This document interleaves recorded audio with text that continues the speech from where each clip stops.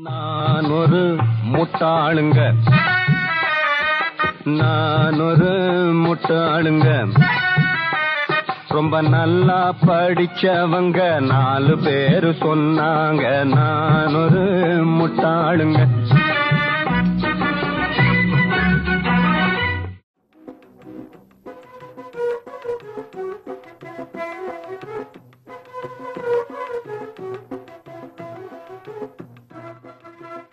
என்னங்க சொல்லு தங்கம்.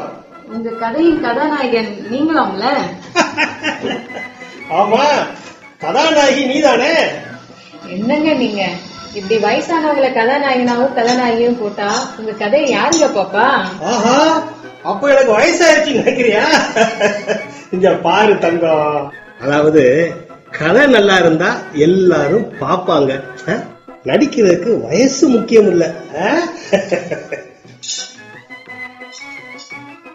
நிறுத்து, என்ன பண்ண போற? என்னங்க சூப்புக்கு கொஞ்சம் உப்பு போட போற?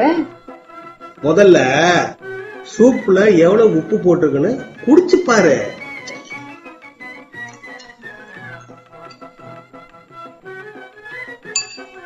சரியாதாங்க இருக்கு.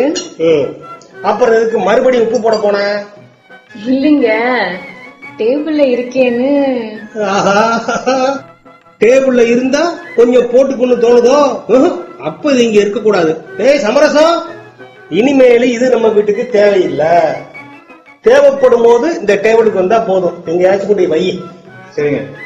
என்னங்க இந்த உப்பு நான் அவ்வளவு கெடுதலா?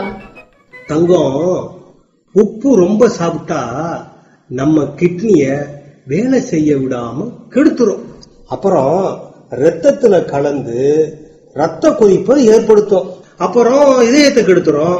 அப்புறம் மூளையில இருக்க நரம்ப கெடுத்து சில சமயம் அதை வெடிச்சு பக்கவாதத்தை வர வச்சிரும். என்னங்க இது, இந்த உப்பு நிறைய சாப்பிட்டதுனால இவ்வளவு பிரச்சனை வருமா? ஐயா, நாளைல இருந்து கரும்பு பூச்சி உப்பு வேணாங்க ஐயா.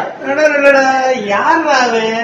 டேய், உப்பு நமக்கு அவசியம், ஆனா அத அளவோட சேர்த்துக்கணும், அது முக்கியம்.